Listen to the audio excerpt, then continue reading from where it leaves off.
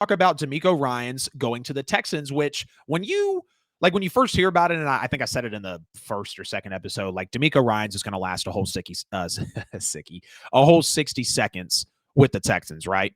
Not a great job. Like clearly Lovie Smith, who was a former, Super Bowl coach, not a Super Bowl winning coach, but lost to the Colts in the Super Bowl.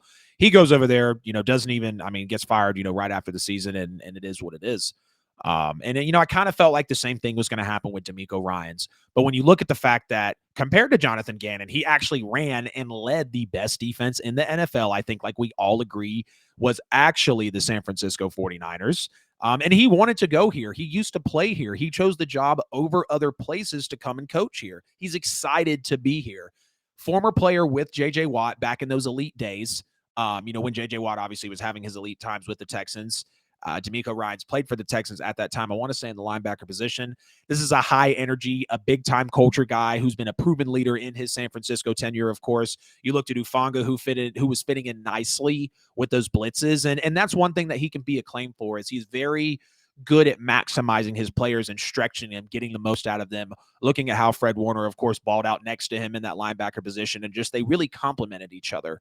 He brought out everything in that defense. Like I said, truly maximized them, the potential of this team. They were first in yards, they were first in points, they were second in rushing. But the only thing is they were 20th overall in passing defense. So they were clearly an elite defensive team and have been for about the last half decade in the NFL. Now, and a player under him that I think Demeco Ryans would be able to mold as a Derek Stingley. You look at how that transformation under Demeco could possibly be something interesting to witness and watch, because Derek Stingley, obviously coming out of LSU, what they call the DBU, very highly acclaimed. And of course, he was a good prospect. But knowing that a coach like Demeco Ryans could actually, really just get that deep work, fine-tune detail work, like get him to just really, stretch the potential out of his players, really maximize what they can do on the field. I believe that's something we could see with Demeco Ryans over Derek Stingley. And I know people are going to say that Demeco Ryans has never run an offense, he's never worked with offensive players, or he's never been a head coach, which is all very true.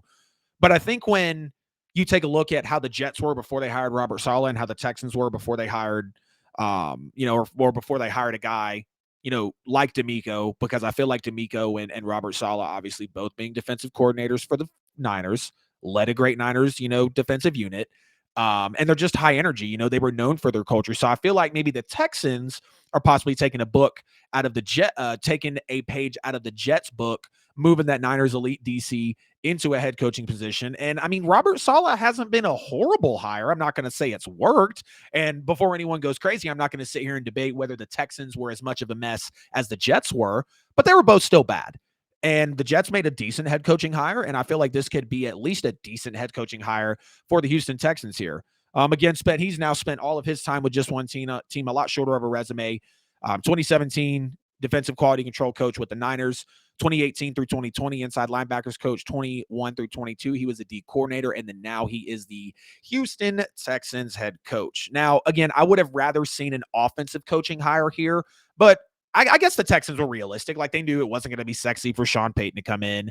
They probably knew that they're not in, I feel like, maybe as advantageous of a position like Indianapolis or Arizona. That's why they couldn't land a potential Shane Steichen, or, even like the Broncos handling or landing a Sean Payton. Didn't mean to say Arizona, because I don't like the Gannon hire at all.